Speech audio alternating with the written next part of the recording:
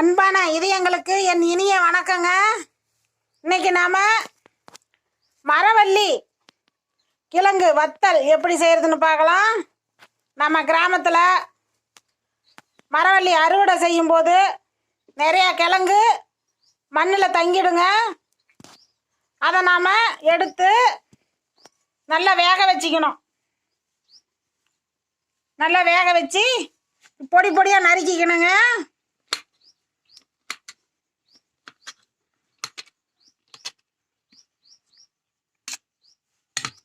இப்படி பொடி பொடியாக நறுக்கி ஒரு 2-3 நாட்கள் காய வைக்கணுங்க வெயிலில். கொஞ்சம் உப்பு சேர்த்து வேக வைங்க, அப்போ தான் சுவையாக இருக்கும். பாருங்க, நல்லா பொடி பொடியாக நறுக்கியாச்சுங்க. இதை நம்ம 3 நாள் காய்ந்தவுடன் லைட்டாக எண்ணெய் வானலியை வச்சு எண்ணெய் சேர்த்து இந்த மரவள்ளி கிழங்க சேர்த்து அதுலேயே கொஞ்சம் மிளகா பொடி, லைட்டாக மிளகா பொடி போட்டு உப்பு நாம் ஏற்கனவே அரை உப்பு சேர்த்துட்டோம், அதுலேயும் கொஞ்சம் லைட்டாக சேர்த்திங்கன்னா இன்னும் சுவையாக இருக்கும்.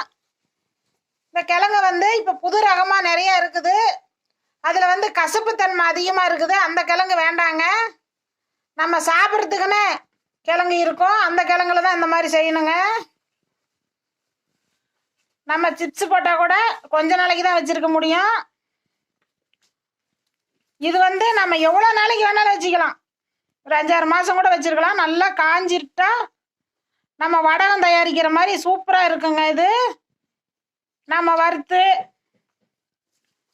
சாப்பிட்டா அவ்வளோ சுவையாக இருக்கும். முன்னோர்கள் இந்த மாதிரி செஞ்சாங்க. வாங்க இப்போ எப்படி காய வைக்கிறதுன்னு பார்க்கலாம்.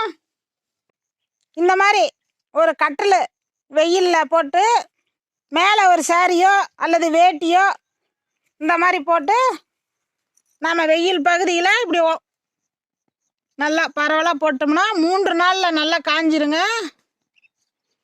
நல்லா பொடி பொடியாக நறுக்கிக்கணும்.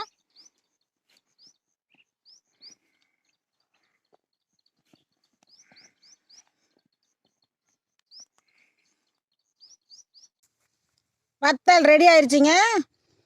இது வேக வைத்த உடனே நாம் இப்படி நறுக்கி போட்டுறணும். மிச்சம் ஆயிடுச்சு மறுநாள் நறுக்குவோம் அப்படின்லாம் இல்லை, உடனே நறுக்கணுங்க. அப்போ தான் கிழங்கு கெடாமல் இருக்கும்.